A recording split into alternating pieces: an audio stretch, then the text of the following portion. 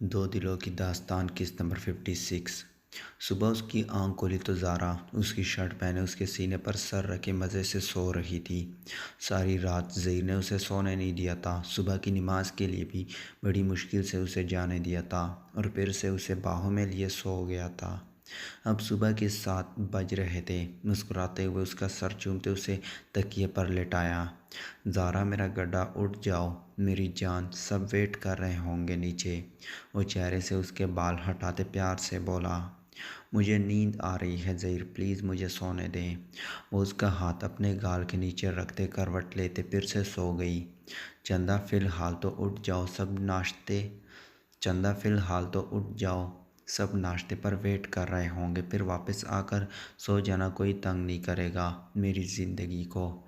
Zaheer please, सारी रात भी आपने सोने नहीं दिया, अब भी मेरे नींद के दुश्मन बने हुए हैं। वो अधखुली आंखों से उसे देखते बोली, सारी रात मैंने क्या किया है जो तुम सो नहीं पाई? वो शरारत से बोला तो ज़ारा ने घूर कर उसे देखा। आप बेहतर जानते हैं आपने क्या किया। अब हटे, मुझे तैयार होने दें, क्योंकि सोने तो देना नहीं है आपने। मेरी नींद के दुश्मन बन गए हैं आप अभी से। वो उठकर जाने लगी जब ज़हीर ने खींचकर उसे अपने बाहों में जकड़ा। ये शिकायत शायद सारी ज़िंदगी रहे तुम्हें मुझसे कि मैं तुम्हारी नींद का दुश्मन हूँ। सॉरी, इस मामले में मैं कुछ नहीं कर सकता। वो उसे गोद पर वो उसे गोद में लिए बैठा था। अच्छा छोड़ो सारी बातें, पहले ये बताओ मुंह दिखाई नहीं लेनी क्या? आप देंगे तो लूँगी ना, वो मुंह फैलाते बोली तो ज़हीर ने झुककर उसके फूले हुए गाल चूम लिए और साइड टेबल पर पड़ा केस उठाया। ये लो तुम्हारी मुंह दिखाई। वो केस खोलकर उसके सामने करते बोला, जिसमें दो बहुत ही खूबसूरत और नफीस से कंगन थे। वाह ज़हीर, ये तो बहुत प्यारे हैं। वो कंगन हाथ में लेती खुशी से बोली, थैंक यू ज़हीर, सच में ये बहुत प्यारे हैं, बहुत अच्छे। ले मुझे पहनाएं अब। वो कंगन उसे थमाते उसकी तरफ मुंह करके बैठ गई तो ज़हीर ने उसके दोनों हाथों में एक एक कंगन पहनाया और झुककर उसकी कलाइयों पर अपने लब रख दिए। इन्हें कभी उतारना मत ज़ारा, मैंने बहुत प्यार से, बहुत दिल से बनवाए हैं तुम्हारे लिए, मेरे हक हलाल की कमाई से। कभी नहीं उतारूंगी ज़हीर, ये आपका दिया पहला गिफ्ट है, इसको तो मैं अपनी जान से भी ज़्यादा हिफाजत से रखूंगी।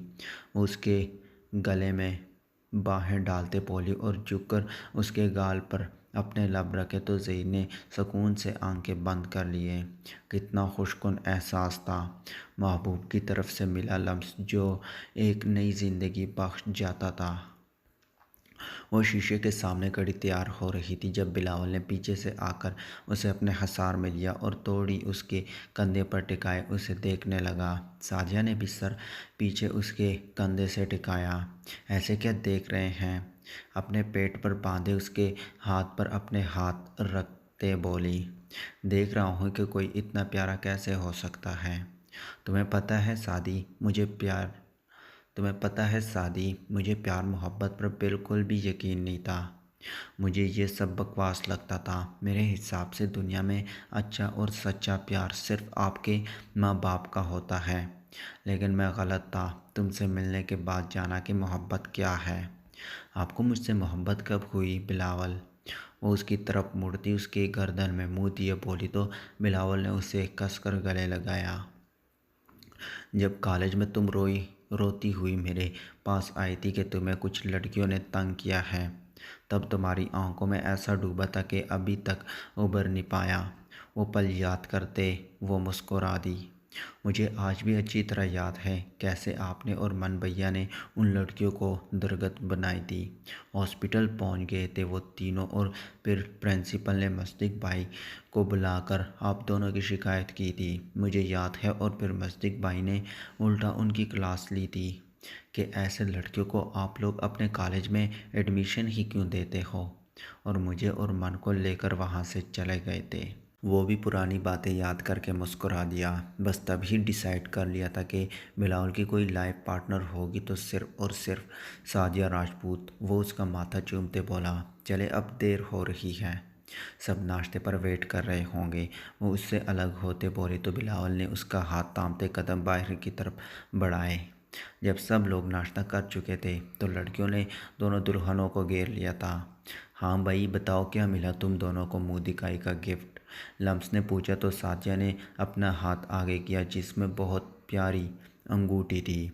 वाह माशाल्लाह ये तो बहुत प्यारी है, सबने तारीफ़ की थी। जी तो भाभी जान आपको क्या मिला? आइजल ने अब ज़ारा से पूछा। भाभी मैं कोई भाभी जान नहीं हूँ आपकी, आप मुझे ज़ारा ही बुलाएंगे जैसे पहले बुलाती थी। अरे ऐसे कैसे ज़ारा बुला सकते हैं? तुम हमारे बड़े भाई की बीवी हो, जब वो भाई है तो तुम उनकी बीवी हो, तुम्हें भाभी ही तो बुलाएंगे ना। लम्स बोली तो ज़ारा ने फ़ौरन नफ़ी में सर हिलाया। नहीं भाभी प्लीज़ मुझे ये भाभी मत बुलाइएगा यार, ऐसे बड़ों वाली फीलिंग्स आती है मुझे, बूढ़ियों वाली। वो मुंह बनाते बोली तो सब हंस दिए। ओके नहीं बुलाती तुम्हें भाभी, अब बताओ कि भाई ने क्या गिफ्ट दिया? तो उसने फ़ौरन अपनी कलाइयाँ सामने किए जहाँ बहुत खूबसूरत बहुत नफीस डिज़ाइन के कंगन थे। वाह इट्स ब्यूटीफुल, कितना यूनिक डिज़ाइन है। भाई भी ना बड़े गने हैं वैसे, लम्स तारीफ़ करते बोली। ख़बरदार भाभी अगर मेरे शोहर को ऐसे वैसे नामों से बुलाया तो। ज़ारा उसके गने कहने पर फ़ौरन बोली तो लम्स ने आंखें सकेड़ते उसे देखा। ओ मेरी एक दिन की झांसी की रानी, ओ मेरी एक दिन की झांसी की रानी, अभी से मेरे भाई पर कब्ज़ा, अभी से नंदों पर अपना रोब जड़ाने लगी तुम। नहीं भाभी मेरा वो मतलब नहीं था। लम्स को सीरियस होता देखकर वो डरते बोली तो सब हंस दिए। अरे यार डर क्यों रही हो, मैं मजाक कर रही थी, डोंट वेरी यार, तुम्हारा अपना बंदा है, हम कोई चीन तोड़ ही ना रहे हैं। वो उसे साथ लगाते बोली तो ज़ारा ने सुख का सांस लिया। लम्स भाभी आपने तो मुझे डरा ही दिया था, इतना सीरियस होकर बोला आपने, वैसे मन भैया को भी ऐसे ही डराती होगी आप। बिल्कुल मेरा बंदा फुल मेरे कंट्रोल में है।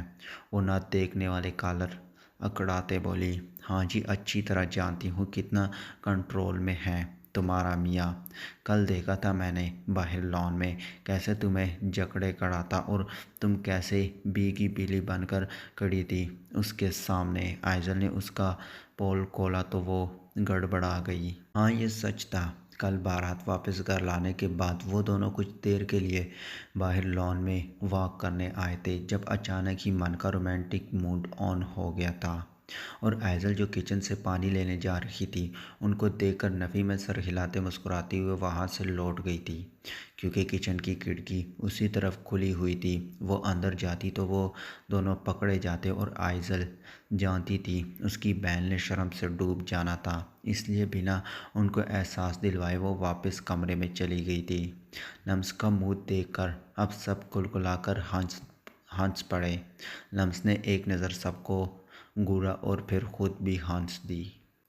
2 महीने बाद सब लोग रात के खाने के बाद चाय पी रहे थे जब नुसरत बेगम ने ताहिर साहब को इशारा किया। बाबा जान माशाल्लाह से सब बच्चों की शादियां हो गई हैं और सब अपनी अपनी लाइफ में सेटल हो गए हैं, तो मुझे लगता है कि अब सही मौका है बात करने का। बात तो 2 महीने पहले की है, लेकिन तब मुझे मुनासिब नहीं लगा बात करना क्योंकि सब लोग शादी के हंगामों से थक गए थे। वो तहमत बांधते बोले। क्या बात है ताहिर? दाजान चाय का कप मेज़ पर रखते बोले। बाबा जान दरअसल दुरानी साहब आना चाह रहे हैं हमारे घर, शादी में उन्होंने हमारे मरवा को देखा तो उन्होंने अपने बेटे के लिए मरवा पसंद तो उन्हें अपने बेटे के लिए मरवा पसंद आई। मेरे भी देखे वाले हैं, काफ़ी सालों से दोस्ती है मेरी रज़ा दरानी से और उनका बेटा अरहम दरानी उसे भी अच्छी तरह जानता हूँ। बात तो उन्होंने तभी कर दी थी, लेकिन मैं आज आप सबको बता रहा हूँ। मैंने ही उन्हें आने से मना किया था क्योंकि शादी का माहौल था, लेकिन अब वो आना चाह रहे हैं। आपको जब भी मुनासिब लगे तो उन्हें बुला लेते हैं। अरे ये तो बहुत खुशी की बात है, तुम ऐसा करो कि कल परसों बुला लो उन्हें, फिर जो अल्लाह की मर्ज़ी होगी हो जाएगा। दाजान की बात सुनकर सब मुतमईन हो गए, क्योंकि अगर दाजान की मर्ज़ी ना होती तो कुछ भी नहीं हो सकता था। जबकि ये बात सुनकर मरवा की हालत मरने वाली हो गई थी। पिछले 2 महीनों से वो एमके से नहीं मिली थी। कई बार उसे कॉल की, उसके फार्म हाउस पर भी कई बार जा चुकी थी, लेकिन एक बार भी उससे बात नहीं हो पाई थी। वो झटके से उठती वहाँ से कमरे में चली गई। कमरे में आकर वो बेड पर औंधे मुँह गिरती रो दी थी। आज एक आखिरी बार वो अपनी किस्मत आजमाना चाह रही थी। फ़ोन उठाते उसने फिर से एमके का नंबर डायल किया था। क्या पता वो फ़ोन उठा ले, लेकिन बार बार कॉल जाने पर भी एमके ने उसका फ़ोन नहीं उठाया था। मरवा ने मोबाइल दूर फेंकते तकिए में मुंह छुपाए रो दी। शायद अब वो कभी एमके से ना मिल पाती, कभी उसकी आवाज़ ना सुन पाती। जबकि दूसरी तरफ एमके नहीं जानता था कि फ़ोन न उठाकर वो अपना कितना बड़ा नुकसान करने वाला है। मरवा के मैसेजेस वो दिन में कई कई बार पढ़ता था, उसके फ़ोन कॉल्स भी देखता था, लेकिन कभी उसे किसी चीज़ का रिप्लाई नहीं किया था।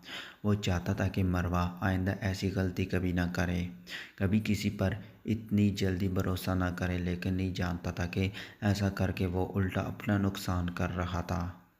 क्या हुआ है ज़हीर? आप जब से वापस आए हैं कुछ परेशान दिख रहे हैं। सब सब खैरियत है ना? ज़रा उसके कंधे पर हाथ रखते बोली। वो जब से ताने से वापस आया था कुछ अपसेट लग रहा था। खाना भी बस उसने बराए नाम खाया था। उसकी गायब दिमागी नोट करते ज़ारा ने उससे पूछा, कुछ नहीं हुआ मुझे मेरी जान, मैं बिल्कुल ठीक हूँ, बस थोड़ी सी थकावट हो गई है, काम बहुत होता है ना, इसलिए। उसका हाथ अपने हाथों में लेते बोला, प्लीज़ ज़हीर, काम की टेंशन बाहर ही छोड़कर आया करें, मुझे आपको परेशान देखकर बिल्कुल अच्छा नहीं लगता। वो उसके कंधे पर सर रखते बोली तो ज़हीर ने उसे अपने हसार में लिया। ओके, आइंदा मेरी वजह से मेरे गड्ढे को कोई टेंशन नहीं होगी, वो उसका सर चूमते हुए बोला तो वो मुस्कुरा दी। शादी के बाद के 2 महीने जैसे ज़ारा ने नई ज़िंदगी जी ली थी। सब उससे बहुत प्यार करते थे और ज़हीर तो उसे हाथ का चल्ला बना कर रखता था। वो बहुत खुशकिस्मत थी जो उसे इतना प्यार करने वाले सास ससुर और इतना लॉन्ग और केयरिंग हस्बैंड मिला था। सर, एक बहुत बड़ी ख़बर है आपके लिए, मुजाहिद उसके पास आते बोला।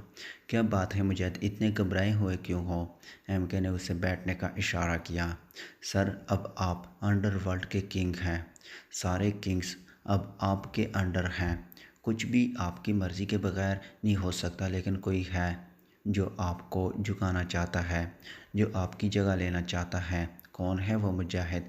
एमके ने पूछा। सर, वो एल्बर्ट हैं, वो छोटे मोटे बहुत सारे किंग्स को अपने साथ शामिल कर चुका है। वो शायद अपनी टीम बना रहा है ताकि आपको ख़त्म कर सके, मुजाहिद ने बताया तो एमके मुस्कुरा दिया।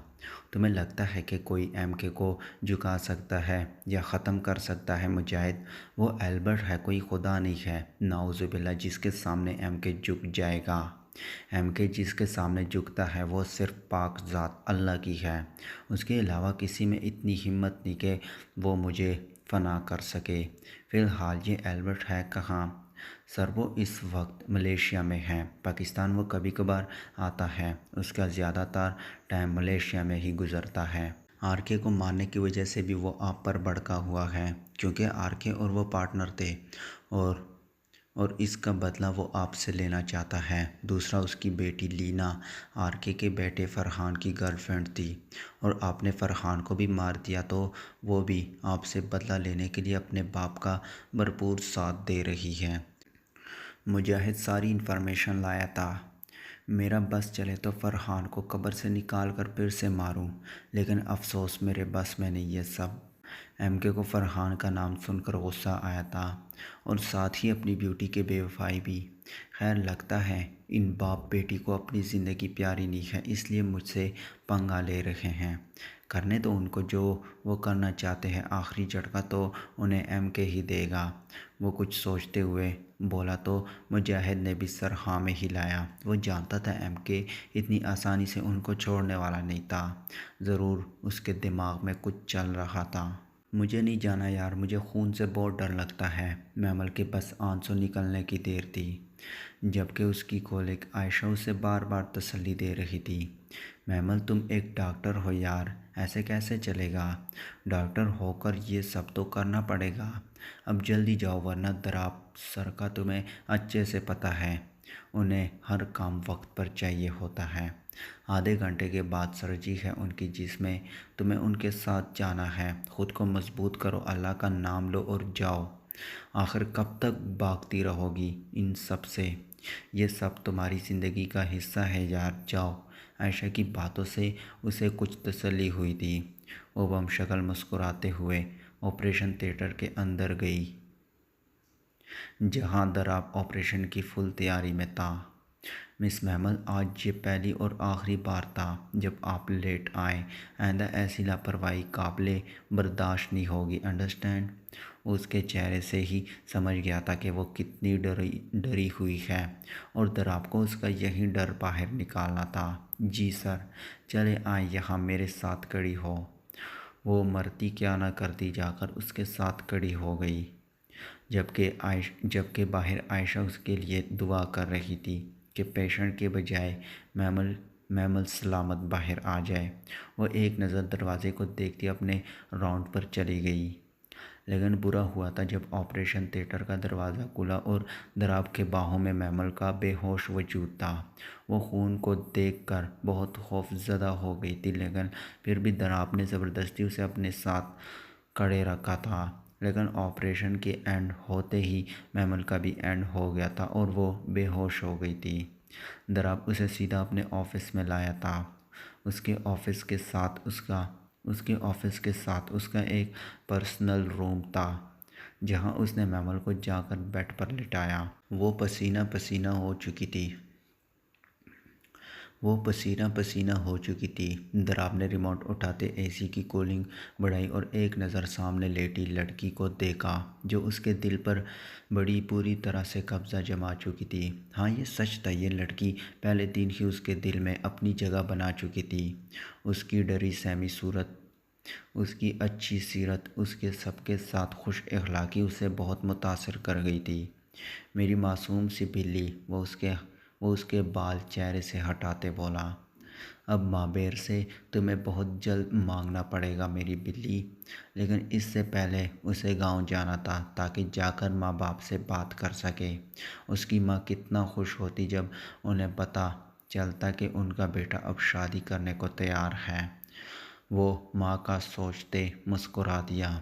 अब उसे अपनी बिल्ली के होश में आने का इंतज़ार था।